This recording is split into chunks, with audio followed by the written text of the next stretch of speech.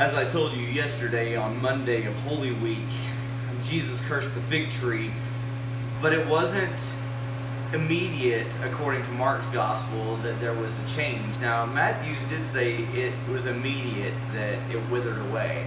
But I want to stick within Mark's gospel, not because one is right or wrong, but rather to help us on seeing the events as they unfold.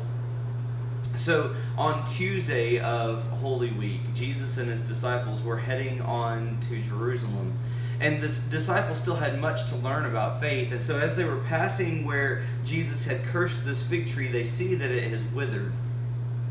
And as they see it, they marvel at the fact that it has withered.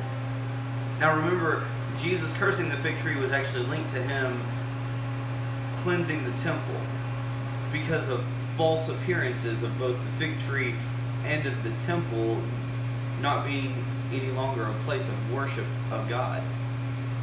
But here on this Tuesday of Holy Week, Jesus is teaching the disciples about faith.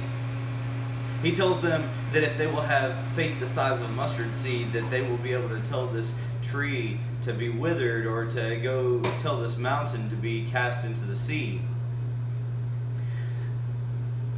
The disciples marveled at Jesus' acts. But again, Jesus is teaching them about what faith is like. You see, faith is not ignorance of how the world works. It's not ignorance of science or anything like that. In fact, I was going to do an experiment for you, but I failed miserably, and so it wouldn't have been a good demonstration about faith. Maybe a way that I could say it, though, using scientific terms, is that faith is, again, it's not about ignorance of how the world works, but rather it's an understanding that God has the ability to change the variables so that the expected outcome is not what the actual outcome is. The leaders were used to asking questions and getting a response. Jesus changed the dynamic. You see, early on this Tuesday morning, the scribes, the Pharisees, the lawyers, the priests, they came to him and they asked Jesus by what authority he did these things. Now, Jesus was not trying to usurp authority, but was trying to help the leaders to understand their own corrupt hearts, and trying to help them redirect themselves toward humility before God. They were so set, though, on testing Jesus that they were unwilling to humble themselves and listen to his teaching.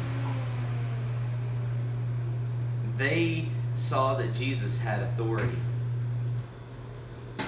They wouldn't concede their own authority so that they might learn from him. I wonder today on Holy Tuesday this year,